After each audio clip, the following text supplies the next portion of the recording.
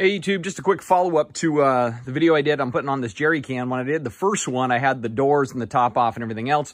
And so I had somebody ask about how far can you open the door before it hits the jerry can based on putting it on the passenger side. If it was on the driver's side, there would be other options. But with this one, you know, the spout, on all jerry cans, the spout ends up being either in the center, if you can find those, but those jerry cans are kind of cheesy, or they're here on this side of the can, and so it'll always end up tagging the mirror here. If you had like Harbor Freight has some of these jerry cans and it puts the spout on this side, but on the driver's side it would clear it. It'd be fine because it'd be you know, opposite of where the mirror is.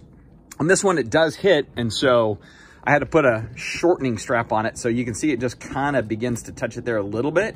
I even put a little guard there on the mirror just to kind of protect a little bit, but that's how far you can open the door, which then from this side means you can open it about that much. I'm on a slope right now, so it'll end up going back to the first little like rung there. But, you know, that's about how much you can open the door, plus that much more. So maybe another 4 inches beyond that. So it actually is no problem for like my wife or anybody getting in. It's been pretty easy. But again, I had to just go on Amazon and buy a shorter strap and then just attach it that way. So that's what keeps it from just really banging into it. If I would have left it with the OEM strap, you would hit that jerry can pretty hard every time because nobody pays attention when they're getting into Jeep.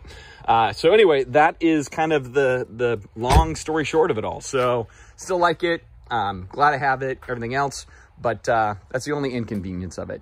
I've looked a ton for different jerry cans, even ones that have a shorter spout. I do think the Harbor Freight version is a little shorter, and so, but it's still going to end up clipping the bottom. Like I tried it, I bought one, it didn't work either. It was a little, just barely still would hit, but it'd still hit. And I prefer this stylistically anyway.